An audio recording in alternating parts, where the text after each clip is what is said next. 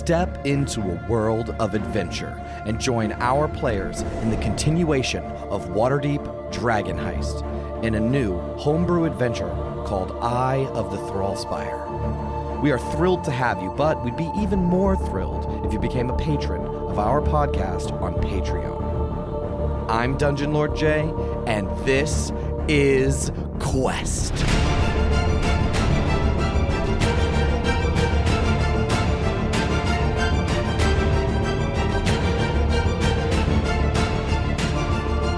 Problems abound for your old pal Magic Dan. Well, we were taken in the parade on a little mission for Davil, and all of a sudden the whole city went topsy-turvy in that mind flare that I've been warning everybody about since I saw it. And his old pal, Beholder, or whatever those monsters are, they exploded through the city, and now it's under attack from a circus of monsters and maniacs. Oh, but luckily we found the Black Viper, who I was pretty sure was just a story, but apparently it's real, or maybe it's the daughter. I don't know. Who cares? We're in a lot of danger, folks, and we got to figure out what we're going to do. Oh, man, I hope Mussolini's going to be okay after all this. The night air is thick with smoke and the acrid stench of burning wood as the Black Viper leads Cam, Magic Dan, Elle, and Talon through the war-torn streets of Waterdeep. The once bustling city is now a scene of utter devastation. Whole blocks have been reduced to rubble, charred remains of buildings standing like skeletons against the flickering orange glow of flames. The distant cries of terror mix with the cackling of fire, and every step they take echoes through the hollow, broken streets. Ahead, you catch glimpses of the chaos. A goblin shrieks with twisted glee as it chases a terrified citizen through the debris-strewn alleyways. A troll, its massive frame silhouetted against the flames, swings a club that smashes through the remnants of a storefront, sending shattered wood and glass scattering into the night. The Black Viper moves with practiced stealth, her dark cloak blending into the shadows as she darts from cover to cover, beckoning you to follow. Her eyes sharp and focused. Finally, the Black Viper halts, motioning for you to stay low. You find yourselves about a block away from the Yawning Portal Tavern. Miraculously, the building appears untouched by the surrounding chaos, its stone walls standing firm amidst the ruin. The tavern is illuminated, its windows glowing with a warm light, yet something is amiss. Xanathar's agents lurk at the entrance and surround the building, their eyes scanning the streets, keeping a watchful guard. From within the tavern, the faint sounds of off-key music and raucous cheers can be heard, as if those inside are celebrating. The Black Viper's eyes narrow as she takes in the scene, her mind quickly assessing the situation, and without a word, she gestures for you to follow her, leading you silently to the rear of an abandoned wig shop nearby. Hidden in the shadows, she finds a cellar door. She pulls it open, revealing a dark stairwell that descends into the earth. She steps down in the shadows, pausing only to beckon you to follow her into the safety below. Guys, it looks a little too dark down there. We just need to get off the streets. Yeah, hiding seems like a good idea, at least till we figure out what's going on. What do you think is going on? Someone's trying to take over the city. It looked like the Beholder. With those mind flayers I've been telling everybody about. Where's the Blackstaff? Where's the city guard? Where's the Griffins? Where's your brother? I hate to tell you this, Elle, but anyone we can't see is probably dead. Oh man, I hope Bitsy's okay. As you carefully descend the creaky wooden stairs into the dimly lit cellar, a murmur of hushed conversations greet you. The air is thick with tension and the musty smell of old stone and damp earth.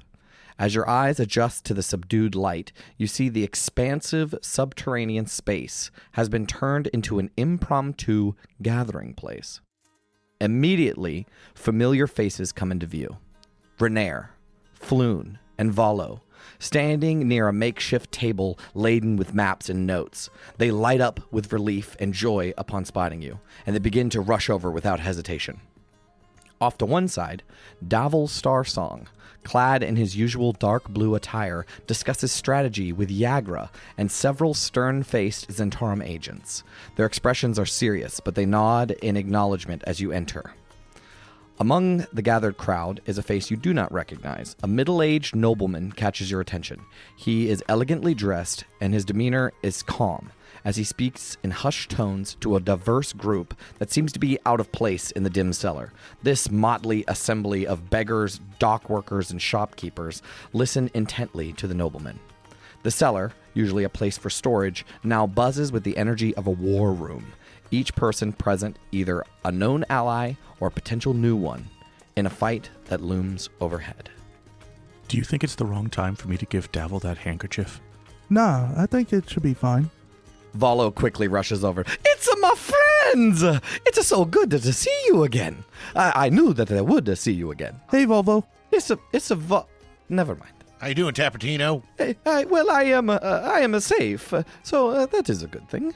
Floon will say, I'm so happy that my saviors are safe. I could just kiss you. Please don't. Renair, he was quite adamant to the Black Viper about Volo and I's safety, and thanks to him, we were brought back here before the attack began. And I'm just so happy to see all of you. You said before the attack began? Volo will say, yes, yesterday. So y'all knew. I didn't know. I just found out yesterday. I just said that. So you knew yesterday that there was going to be an attack, and yet you told no one? I think there are only two people in this room we can assume that knew this attack was coming. It would be the Black Viper and Renair. And Renair will approach. And he sort of puts a hand on Elle's shoulder. And he goes to pull you into a hug. I think I let him. Okay. And he will sort of hold you on your shoulders and say, it's good to see you. And it's good to see all of you. It's been a harrowing time. What's this that you knew about the attack beforehand? It's difficult to explain. Elle, do you recall, after we last spoke, I said I felt eyes on me? I remember. Well, it turns out I was right. I was being followed, watched at every turn. It wasn't just paranoia, and the Black Viper herself confirmed it. She caught wind of a plot to take me out. No doubt part of the Xanathar's scheme to destabilize the city. And a few nights ago, they made their move. I was ambushed and barely escaped with my life. If it hadn't been for the Black Viper, I wouldn't be here. She intervened just in time, helped me get away from the attackers, and we've been moving from one hiding spot to another ever since, trying to stay one step ahead. So we're like a resistance now. In a way, yes. Yeah, vive la resistance. I just don't understand why you didn't tell us. We've been moving around a lot. Volo and Floon, I wanted to protect them first. I hope you understand. They'll sort of lean in close to you, can't protect themselves as well. However, the Black Viper is the one who has been rescuing everyone and bringing them here. None of us have left since... Have you seen my family? Did they make it? I'm not sure. I'm sorry. So now what? Yeah, what's the plan? As this is going on, Cam would approach the Black Viper because he doesn't care as much about... I'm not trying to be rude, but he doesn't care about the pleasantries, and he's going to approach her and he's going to say, what do you know about the Mind Flayers and the Beholder flying above the city? What do they seek to gain here? There's nothing left of this city. It's not like they can just take over and have a prosperous city. This is going to take rebuilding and work, and that doesn't seem like a scheme to me. It seems like something darker is going on here. You approach her as she was leaning over a table with a makeshift map strewn with various markers and notes, and she looks upon you with a concerned face, although it's hard to tell because of her black eye mask that covers her eyes. I believe we have the time I promised to explain further. Gather your friends. I will explain more. Gentlemen, we have business to discuss. Yes, we do. Miasolini, go patrol around. And I take Miasolini out and drop him on the ground, and he walks around tables doing cat stuff. The Black Viper will say, we find ourselves at a critical juncture. That beholder that you saw, that is the Xanathar, the Beholder Crime Lord, and he has set his eyes on seizing control of Waterdeep. Not just through force alone, but through an insidious form of enslavement. For weeks I've been tracking his movements and those of his underlings, piecing together their scheme, but alas, I was slightly too late. His plan was already in motion by the time I realized the full extent of his ambitions. She will point at the map that she's been leaning over, and you will see the map is marked the Yawning Portal, and she sort of points at that location. And she'll say, in the depths of Undermountain lies a Netherese artifact known as the Thrall Spire. This ancient crystal, when activated, has the potential to magically enslave every mind within our city's borders. It is activated by a specific psionic ritual involving considerable magical energy. The Xanathar intends to perform this dark ritual directly above the well in the Yawning Portal. A second crystal is needed for this ritual to act like a conduit. They intend to tap into the ancient magics of Halaster Blackcloak, who made Undermountain, to amplify the artifact's reach. Am I clear so far? With amplifying it, how far would that go? With the amplification, I believe it could enslave the minds of every citizen in this entire city. My God, he'll use this as a workforce to repair the city and make it his own. Probably eat a lot of their brains because they're mind flayers. Why would they just leave something like that down there? You must be unfamiliar with Undermountain. It is an extremely dangerous and deadly place. I have only ever heard of 2 people going down there and coming back alive, and that would be Durnan, and she will gesture over to the other side of the room where there's this elderly nobleman, and she will say, and Mert the moneylender. Halaster Blackcloak, the creator of Undermountain, designed hundreds of levels of this ancient dungeon filled with powerful monsters and traps. That seems irresponsible. Somehow the Xanathar has made his way through and located the Thrallspire. But I doubt that is the most powerful thing in Undermountain. Awesome. So what's next? I mean, if only 2 people have ever made it out of there, I'm assuming that we need to go there and destroy the crystal, destroy Xanathar, do something? Well, he's going to activate it at the Yawning Portal, so that's where we need to be. How do we get into a building that's surrounded by the forces? There's 4 adventurers and a bunch of bakers. Yeah, Davil will take offense to that. He's not listening. She will say, this ritual that they will be conducting, that is where the danger and our opportunity lies. There is a mind flayer of considerable power under the command of the Xanathar. It calls itself Nilhilur. Nilhilur and his agents have taken control of the Yawning Portal, turning it into a Xanathar's Guild stronghold. This mind flayer will be conducting the ritual in a couple of hours, and our sources suggest that Durnan, the tavern's owner, he may be under Nilhilur's mind control. We have devised a plan, but we were missing a key element until now. Our plan is straightforward but perilous. We cannot completely defeat the Xanathar himself today.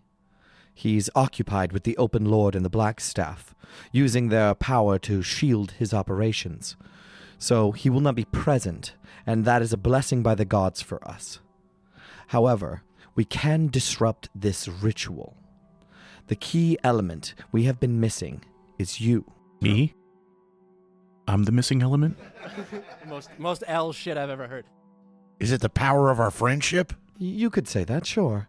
Our allies in the Zentarum and the Harpers, and she'll motion over to this motley crew, they will engage the Xanathar's forces, drawing them out and holding them at bay.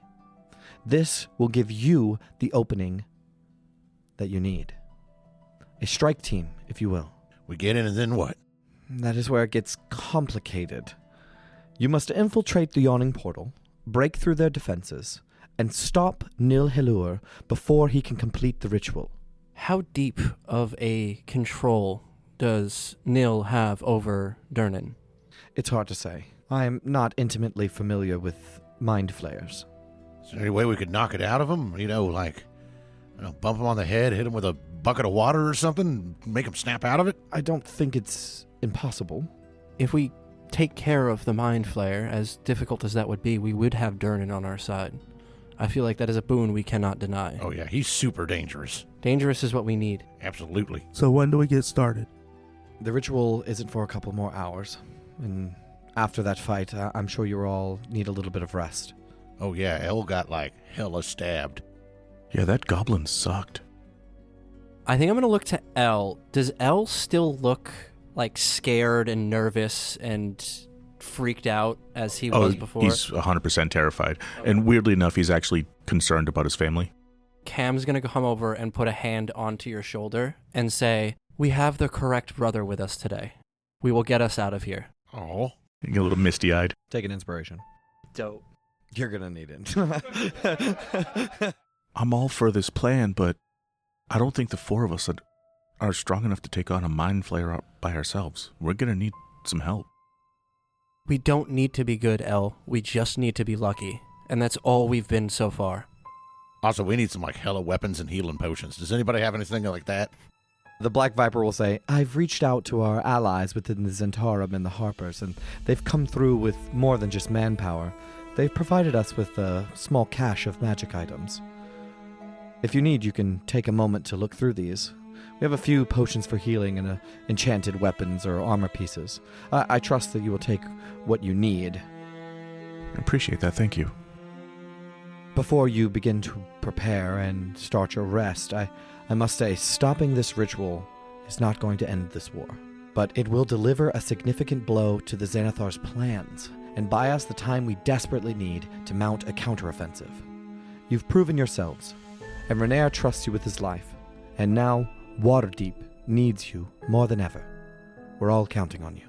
We're going to get on the front page of the paper, El. Okay, so you guys want to take a look through these magic items? Okay, so you can open up a couple of crates, and there's some stuff that isn't really you guys' style. There is a crate that is full of healing potions.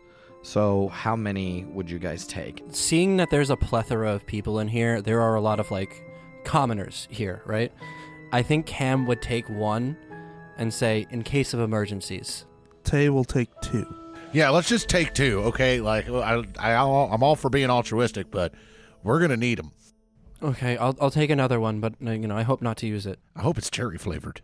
All right, yeah, Elle will grab 2 as well.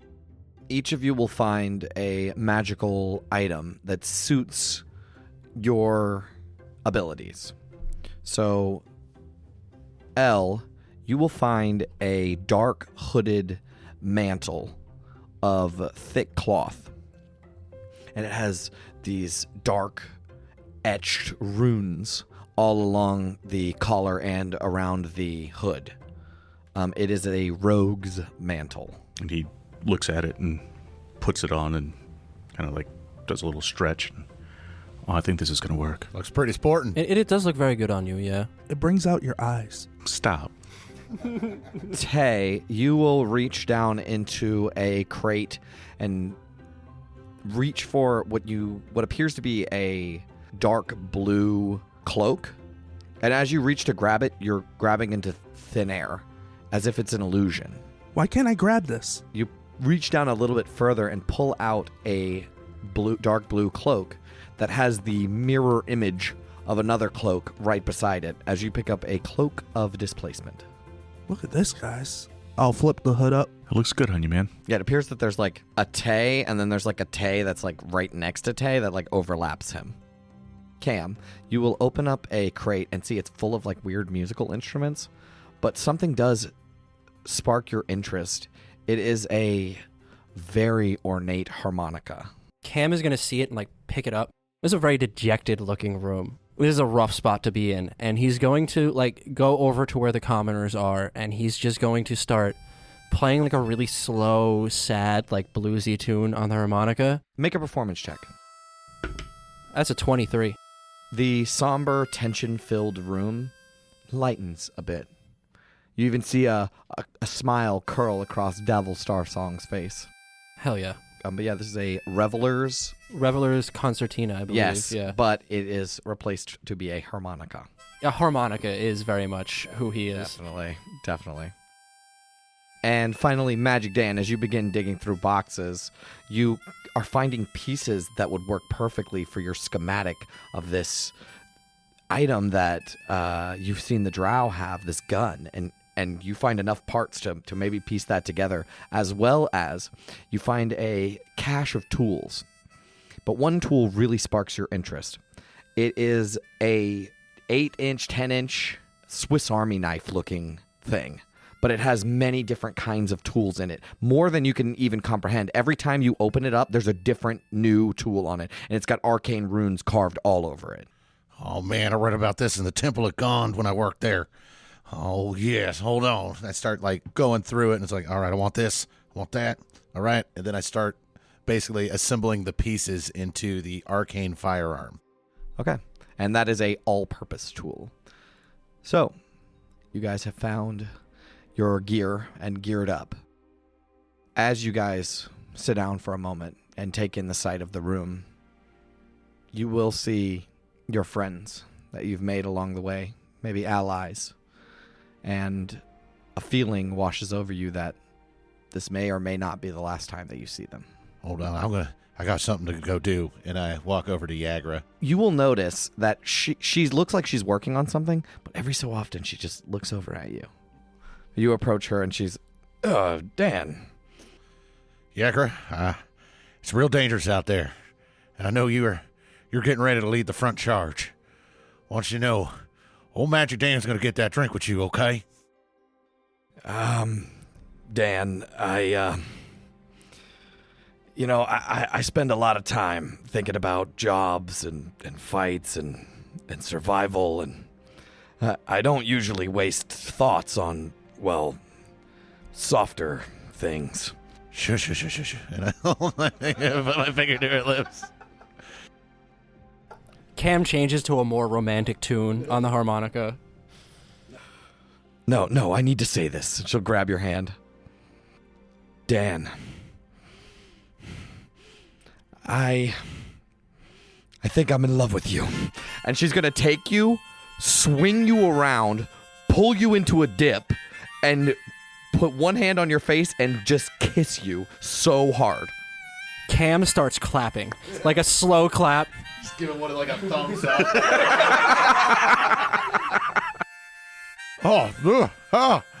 Yagra, I've dreamed about that for a long time. Just so we're clear, so have I. I didn't think he had it in him. Well, now I'm certainly going to kill that fucking mind flayer. Let's go. I guess it just took the end of the world to push that out in the open, huh? Well, that'll do it to you. Don't worry. Old Magic Dan's coming for them. For them?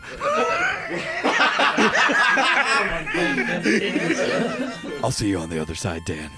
See you on the other side, Yagra. It's like slap her on the ass real fast as I walk away. Oh. She slaps you on your ass. Oh, way harder than what I did. Take an inspiration. I'll hit my Song of Rests. I'll start playing that tune on the harmonica again and just kick my feet up and look around the room of the family I found and just try and inspire everyone I can here. I think with that rousing performance and the tension of the upcoming fight, I think all of you can consider this short rest a long rest and get all of your full abilities back. While you're resting, Renair will approach El, and he'll sit down on the crate next to you and look down at his hands as he rubs them together nervously. I can't tell you how relieved I am to see you, El. After the Black Viper saved me, all I could think about was whether you and your friends were safe. I'm sorry that I couldn't get to you sooner.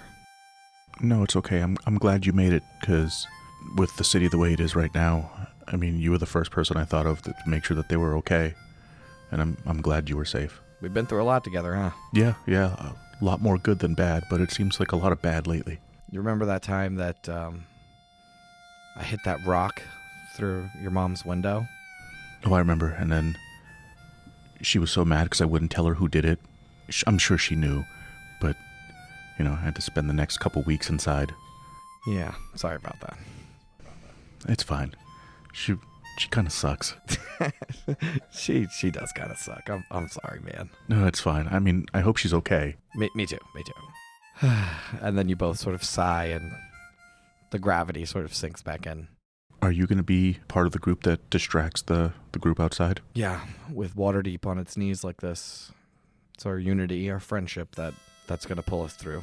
I've always believed in you, El, And I'm here, sword in hand. I'm ready to fight to keep you safe. Same. Me and my friends, we're going to take care of this Mind Flayer, and then eventually we're going to take care of the Xanathar. And then afterwards, we're going to have Cam play a song for us, and we're going to dance the fucking night away. Yeah, a dance and a drink. We're going to drink like Magic Dan, and we're going to drink till we can't feel feelings anymore. I like that plan. Elle's going to walk over to the other three. Hey guys, I know I've been kind of a pain in the ass this entire time, and maybe not the best companion to have, but I just wanted to say thank you, because I've never really had, real close friends. I mean, there's Renair, but you guys are the closest thing that I've had to a family. Thank you. It's strange. We live in a decrepit house. We have no money. We have no food. We have very little going for us, but this has truly been the best time I've had in my life, and I wouldn't trade it for anything with you guys. I just really hope that we don't all die, because you guys are my friends, and I'm going to get laid. Now let's go do this. I'm just going to set some ground rules down. If you guys do hook up, you're going to Yagra's house. I sleep in a room next to you, and I agree. Okay, well, that's fine, but hold on real quick, and I put my hand on Elle's chest, and I infuse his clothing with enhanced defense, so he gets 1+ bonus to his armor class. Yeah, you know how many people have been listening to them like, when the fuck is he going to make an infusion? I think so many people were confused as to what class Magic Dan was for so long. Magic Dan's class is alcoholic. Subclass artificer, but alcoholic. Do you guys need to go over the plan one more time with the Black Viper, or do you feel like you got it? Viper, is there a signal we should wait for, or do we just wait for hell to break loose and go through the back? While our allies, the Zentarum and the Harpers, engage the Xanathar's forces, they will keep them occupied and out of your way. Find an opening and break through it. And you need to move fast. Infiltrate the yawning portal, navigate through their defenses, and find this Nilhilur. He's the Mind Flayer. Let's do this thing. Understood. All right, I think I got it. Let's go. As you guys gear up, the rest of the crowd seems to gear up alongside you. Renair will stand up on a crate, and he raises his hands up, and his voice is filled with conviction. Friends and warriors of Waterdeep, tonight we face a threat that seeks to undermine the very soul of our city. This isn't just a fight for control. It's a battle for our freedom and the spirit of every citizen here. Waterdeep has stood against darkness before, and together we have prevailed, and we will do so again. The Xanathar believes it can break us, turn us into mere puppets through fear and subjugation. But we are Waterdeep. We are resilient. We are brave, and we are unyielding. Tonight, we fight not just for survival, but to send a clear message. We will never bow to tyranny. Together, we will fight. Together, we will overcome. Together, we will triumph. Fuck yeah! Yeah, go, let's get him!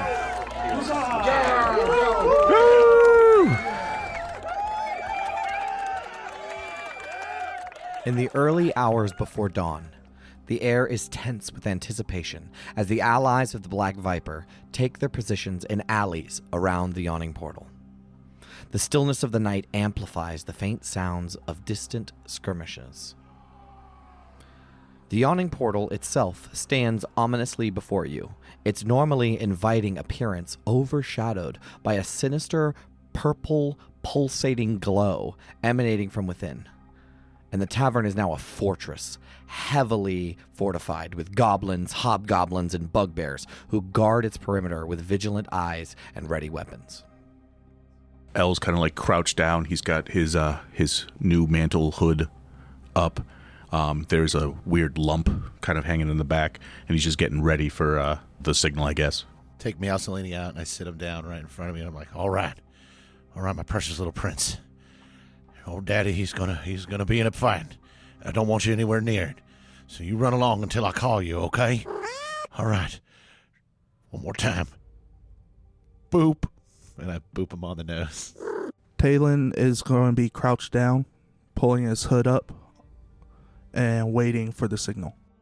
I think seeing this moment with Magic Dan and Meowsalini, I have a once per day free use of Speak with Animals. And I think I'd like put a hand on Dan's shoulder, cast Speak with Animals on myself, look to Meowsalini and say, "You need to hide, but we will be back for you. Dan loves you very much. We all love you very much, but you need to hide and fast."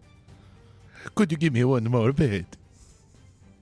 Of course. And I'll like put my hand down to rub his head. This time I want to bite you. Single tear runs down Cam's cheek. I know, Meowsalini. I know. But I want to bite you so bad. One bite for the road, Meowsalini. Shit! 2d4. Damn, we need him with us. Nearby, Renaer, Valo, and Floon stand armed and ready, though it's clear they are out of their usual element. Renaer grips his sword with a determined frown, and Valo clutches a wand somewhat awkwardly, and Floon holds a dagger, his expression one of nervous resolve.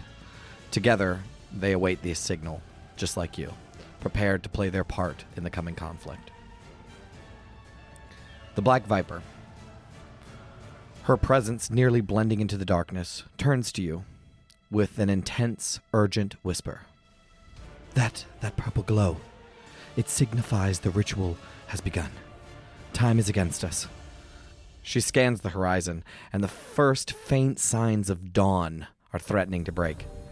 We must act swiftly to disrupt their ceremony before the sun rises and seals our fates. Our forces will strike first. Wait for an opening. Roger. Understood. Gotcha. I just give her a slight nod. She nods, and she signals with a closed fist readiness to the gathered forces. The fate of Waterdeep hangs in the balance. Let's move! Now! Stop this threat once and for all! With a downward slash of her arm, she gives the signal. And the air fills with a swift volley of arrows and spells from the Zentarum and Harper agents on the tops of buildings and taking covers in darkened alleyways. Arcane bolts and feathered shafts streak through the dark, targeting the surprised goblins, hobgoblins, and bugbears guarding the entrance. With the first wave of ranged attacks thinning the enemy's ranks, Valo, Floon, Renaer, and the Black Viper charge forward, leading the melee combatants into the fray. The clash is immediate and brutal. The sounds of metal striking and ringing out as swords and axes meet the hastily rallied defenses of the Xanthar's forces. Above the melee, the pulsating purple glow from the yawning portal's windows casts an eerie light, highlighting the ferocity of the battle. As the first rays of dawn begin to crest the horizon, they illuminate a scene of determined resistance against the dark forces attempting to dominate this city. Guys, I think it's time to go. Dan, is there a back door? Yeah, absolutely. I think that's how Davil slips in and out. For Waterdeep. For Waterdeep. For Waterdeep. For Waterdeep. For Jagger's sweet, sweet ass. I'm going to invoke the power of the new mantle, and I'm going to teleport. And as soon as he appears 30 feet down the alleyway, there's a golden black owl floating above him, and it's the two of us basically appearing in the alleyway 30 feet in front of us. That's sick. Okay. Out of concern for Elle, seeing him almost die so many times, I think I'll use my other once per day free use of Misty Step and disappear in like a cloud of flowers, appearing close to Elle but not blowing his cover. As you dodge through the chaotic battlefield, your focus remains fixed on the back door to the yawning portal. Each step bringing you closer, weaving through clashing swords and crackling spells. As you are almost there, the ground beneath you suddenly rumbles. And with a deafening crash, a hulking ogre bursts through the doorway. It has a wide wooden platform strapped to its back, hosting 5 armed goblins, each scrambling to regain balance. Hovering above this crude assembly, a green-skinned sphere with a central eye and multiple eye stalks. A spectator. floats menacingly. As the ogre roars and steps forward, the goblins ready their weapons, and the spectators' eye stalks glow ominously. The siege ogre and its crew have noticed you, setting the stage for a confrontation as you brace to defend yourself and push forward. I need everybody to roll initiative. Fuck yeah. Oh, hell yeah. 19. Magic Dan, what'd you get? 5. I know I'm eating it. Talon. 21. L. 23. This is a siege ogre, also known as a gaze keep siege ogre. The ogre, the platform, the goblins on the platform, and the spectator are like one unit. Got it. They do act independently, but they are like a siege tower. Nobody is surprised. So L, you are first in the order as this giant siege ogre bursts through the door, ready to attack you. All right, so as soon as I see the ogre, Dragon's going to swoop in and just, like, try to, like, claw at its face and then swoop out. And then I'm going to take my rapier, try to, like, slide in underneath it and go for, like, a knee strike with my rapier. Okay. And then cast Booming Blade. Okay. 12. That hits. Oh, fuck yeah. That's 27 points of damage. Jesus Christ. How the fuck? Yeah, Booming Blade plus the 3d6 plus the d8 from the rapier. As you run forward, Dragon the owl swoops in and claws at this ogre's eyes. Oh no! And he tries to swat away at this bird, harrowing him.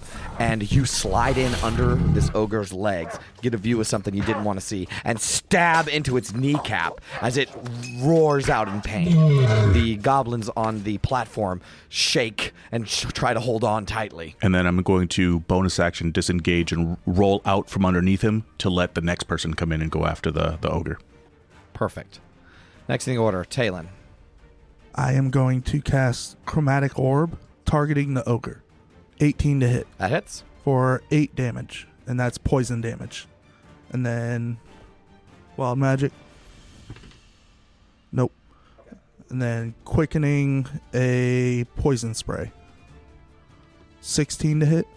It slams into this ogre's gut, and it sort of melts away a bit of his skin with like a poisonous sort of rash. And then you try to spray some poison in its face, but it is unbothered by that. So you are 10 feet away from it for the poison spray. If you move away from this guy, you will get multiple attacks of opportunity. So all of these goblins have like long pikes that they're going to use to stab down at people trying to attack this ogre. I will stay where I am. Cam, you're up. Cam is going to look around at the situation, see that his friends are attacking the ogre, and look up to the spectator and say, with all those eyes, it's a surprise you can't see who the true threat is. And I'm going to use unsettling words first. So it's a 4, so it's -4 from his next save. And then I'm going to cast Enemies Abound on the spectator.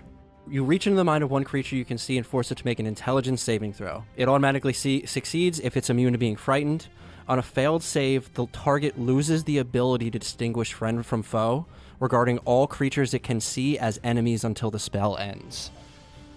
Anytime it would attack something, it rolls randomly to see who it hits. I got a 16.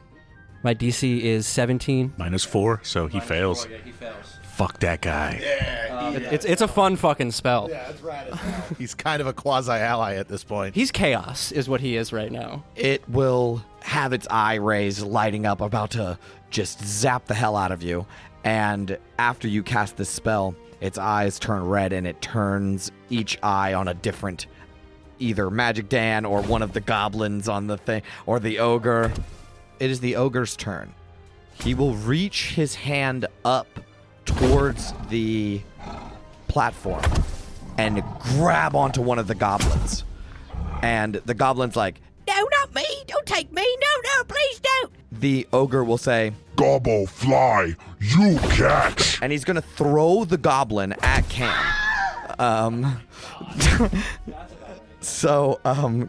It is a 19 to hit. That'll hit. Actually, silvery barbs. Okay. So you got to roll one more time. 17 will still hit. I'm going to give advantage to myself. 100%, yeah. So you take 8 bludgeoning damage as this goblin smacks into you. However, the goblin hits you so hard it dies. As it smacks into you, you are pushed back. However, it smacks its head on the ground. I got an 11 on my con save. Next in the order is the goblins.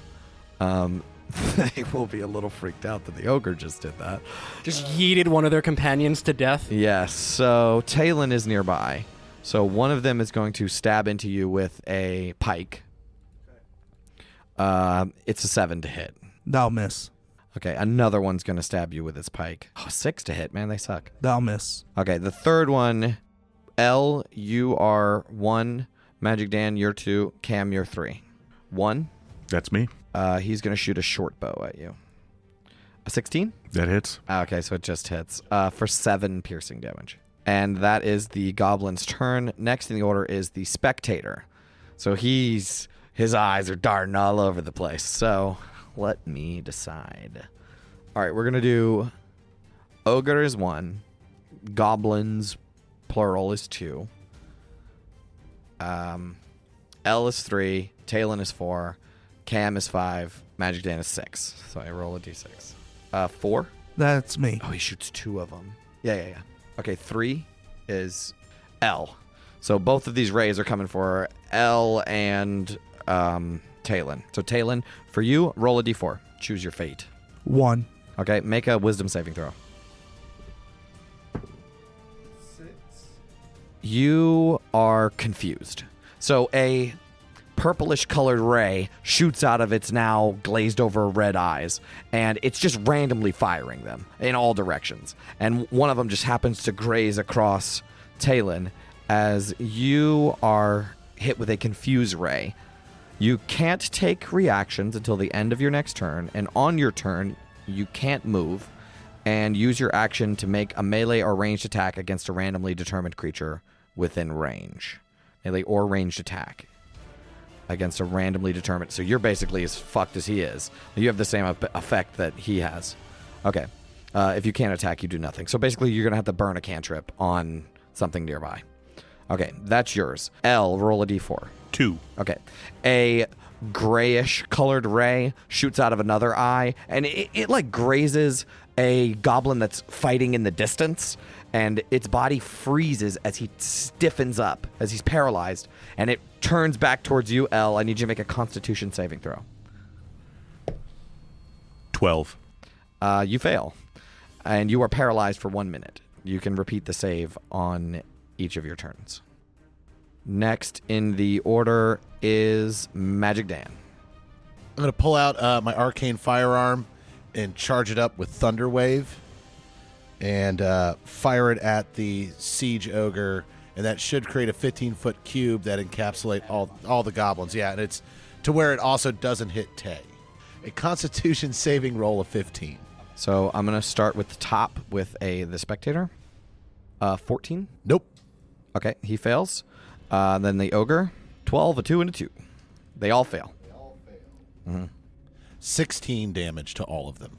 You explode these goblins. Describe how you just explode all 3 of these goblins at once.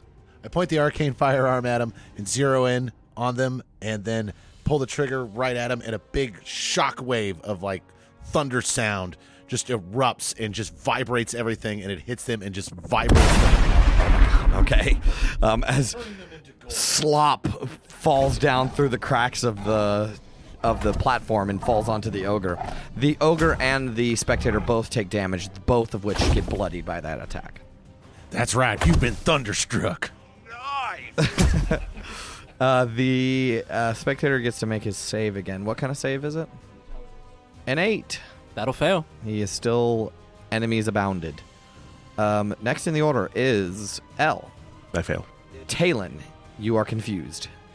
1 is the ogre. 2 is the specter. 3 is L. 4 is Cam. 5 is Magic Dan. 6 is reroll.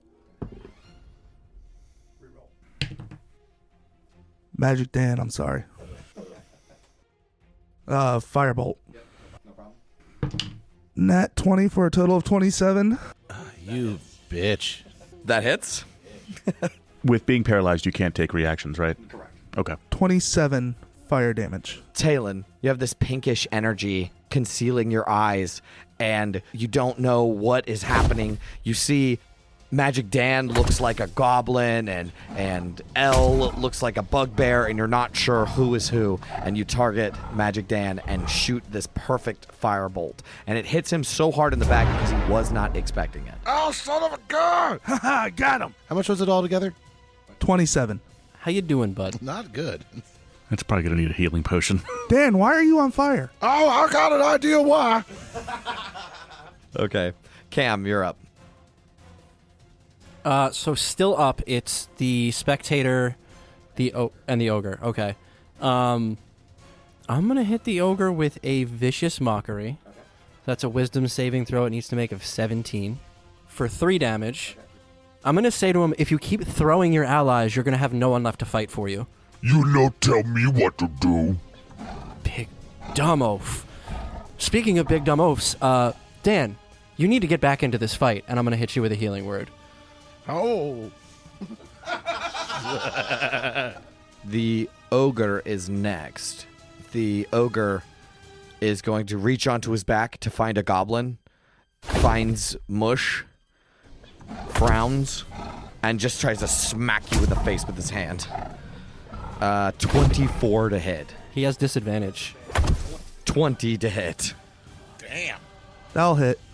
You take 9 bludgeoning damage. Reaction, Hellish Rebuke. 14, he fails. 18. So he will swing down towards you, and it's almost as if he grabs you, right? And fire begins to grow from your cloak and from within your chest, as it doesn't burn your clothes, but it singes his hand, and he will let go, and he'll be like, Ow, you burned me. That hurts. and he falls backwards and smashes his head against the side of the yawning portal, collapsing the wall. As the wall sort of falls in on top of him, he's dead. However, the spectator is shooting eye rays all over the fucking place. It is now the spectator's turn. Cam, roll a d4. Okay. A black beam comes out of this thing's eye, and it is surrounded by like this greenish energy, like, you know, like Raven from Teen Titans, how she has like the white around her magic. So it's the same thing. It's like a black rainbow. It has green around it, and you need to make a Constitution saving throw as you feel like necrosis crawling on your skin. I still have advantage from silvery barbs. That was worse. That's a 9. You fail. Holy fuck. You take 24 points of damage. Holy shit. Okay, I'm up, but barely. I am at 1 hit point. Oh my god. So this blackened, I rolled a 10, an 8, and a 6. So this blackened energy washes over you as your skin tightens against your bones and necrosis sets in on your skin. Next is Magic Dan. Roll a d4. 2. Elgot, make a Constitution saving throw. 17. You succeed as you feel your body stiffening up from like being paralyzed, but you break out of it. I'm going to try to light him up with a firebolt from the arcane cannon. 9. That misses. Okay, I'm going to deploy... I can't believe I hadn't done it yet. I'm going to deploy Gundog and have him fire at him with a Force Ballista. He will have to make 23. That definitely hits. And that's 2d8 force damage. Solid 8. It takes it. And it pushes it further into the sky as it's now looming down on all of you. It's cleared of its enemies abound confusion. L, you're up. You fail your save as you are still paralyzed. Talon, you're up. I'm going to cast Firebolt. 10 to hit. That misses. I'm going to quicken a chromatic orb. 11 to hit. That misses.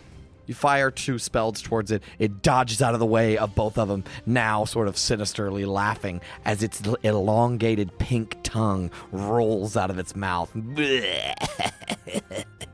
Gross. Cam, you're up. Cam, like reeling from that hit, is going to look up to the spectator, and how is it looking? It's looking pretty good, right? No, it's bloodied. You can see like it's got wounds all over it. Its scales are pierced in some place with blood pouring out of it. Okay. I think Cam is then going to pull out his hand crossbow and take a shot at the thing's eye again. You know, like the baby beholder he did so long ago. 15? That hits.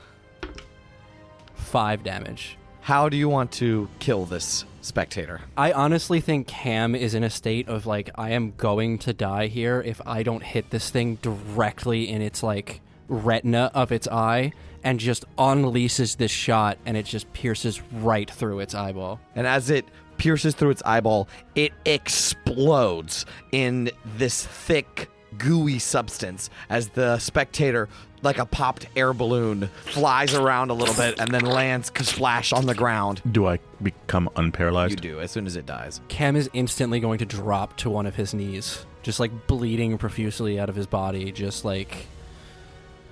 I didn't expect us to be in such dire straits so goddamn fast. Cam, you need one of my healing potions? No, I have one. And like he reaches into his pouch and like uncorks it and chugs a healing potion, which is 2d4. He's going to like smash the healing potion on the ground and then uncork the next one and immediately chug that one as well. A battle is going on around you. It's fine. But just reminder. It's 13 back. It's not terrible. Is there anything in the way of this broken wall now? No, except for a dead ogre body. Okay. All right. First step's done. Now we need to get in there. Elle's gonna bamf again into the tavern. Running right behind you. So you all rush into the yawning portal. As you step into the yawning portal, the tavern is in disarray. Signs of a struggle evident in overturned chairs and shattered glass, the remnants of goblin mischief. Your eyes are immediately drawn to the iconic well in the center of the room, now the epicenter of a sinister ritual. Hovering ominously above the well is a grotesque figure, a mind flayer. It's hauntingly familiar. You've seen this mind flayer before, in a past encounter in the sewers. Beside this mind flayer floats a large, opaque crystal, pulsating with a deep purple light. A beam of energy surges from deep within the well, striking the crystal, which seems to absorb and amplify the power. The mind flayer, with a finger pressed against its temple, focuses intently on the crystal, seemingly oblivious to your arrival.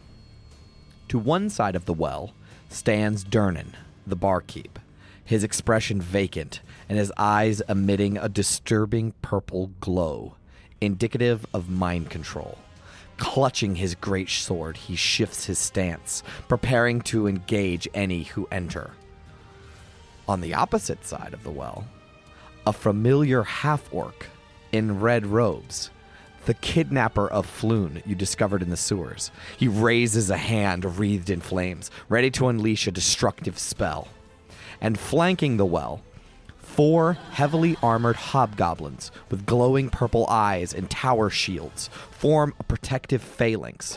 As you enter, they advance with military precision, their movements synchronized and threatening, poised to defend their mind flayer master at all costs.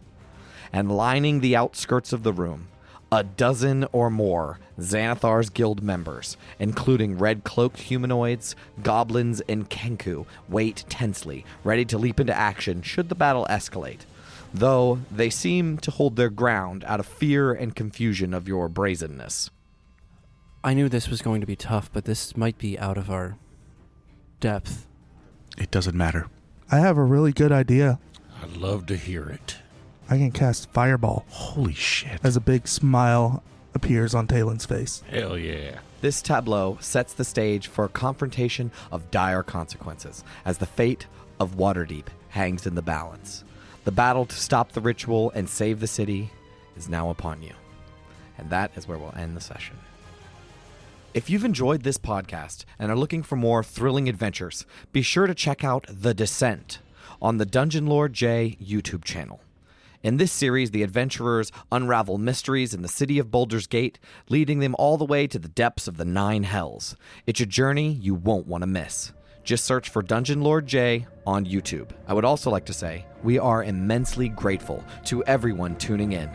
If you like what you hear and you want to support our work, consider becoming a patron on our Patreon page.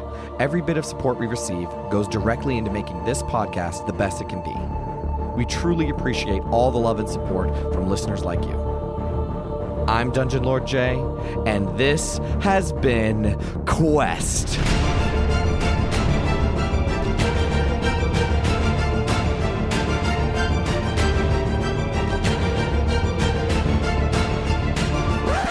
In the dim, pre-dawn light, we see the shattered glass of a broken window at Troll Skull Manor.